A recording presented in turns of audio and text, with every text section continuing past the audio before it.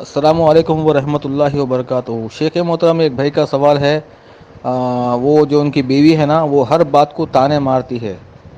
جیسے کہ پرانے پہلے کوئی دو تین سال پہلے جو باتیں ہوئی تھی، کچھ وعدے ہوئے تھے، تو تم وعدے پہ نہیں رہ کہ وہ بار بار تانے مارتی ہے اور وہ باتیں کرتی ہے جس سے ان کو بڑی تکلیف ہوتی ہے۔ تو وہ بھائی کہتے ہیں کہ ایسا لگتا ہے کہ مجھے کہ ہارٹ آ کے مر جاؤں گا کیا، اتنا ٹارچر ہوتا ہے گھر میں کہ وہ پرانی پرانی باتیں یاد کرتی ہے اور وہ تانے مارتی ہے۔ تو ایسی بیوی کے بارے میں شریعت کا کیا حکم ہے، بتائیں۔ وعلیکم السلام ورحمۃ اللہ وبرکاتہ۔ اللہ رب العالمین ہمارے حالات کو بہتر بنائے۔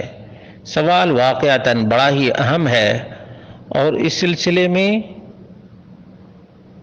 زوجین کو، میاں بیوی کو ایک دوسرے کا ہمیشہ خیال رکھنا چاہیے، چاہے مرد ہو یا عورت، دونوں کو ایک دوسرے کا خیال رکھنا چاہیے، اور اسی کو شریک حیات کہا جاتا ہے، اور شریک زندگی بھی۔ اب حقیقت کیا ہے، یہ تو اللہ تبارک و تعالیٰ ہی بہتر جانتا ہے۔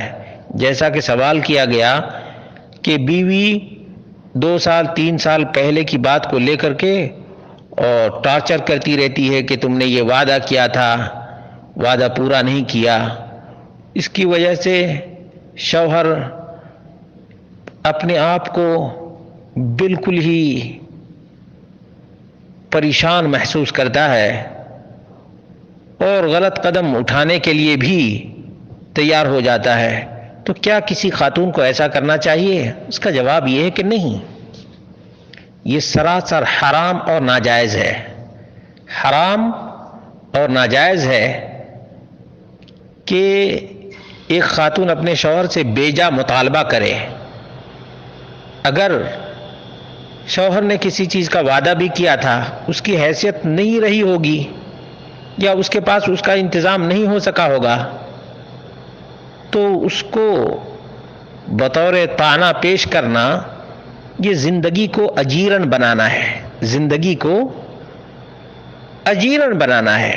حالانکہ ایک مومنہ بیوی کی بہت بڑی علامت ہے، نشانی ہے، پہچان ہے، قانتات۔ قانتات یعنی فرما بردار۔ بیوی کیسی ہو؟ فرما بردار ہو، اور بد زبان نہ ہو۔ بد زبان نہ ہو، یہ بد زبانی میں داخل ہے کہ ہمیشہ اپنے شوہر کو تنگ کرنے کی اور پزلڈ کرنے کی، ذلیل کرنے کی کوشش کرے۔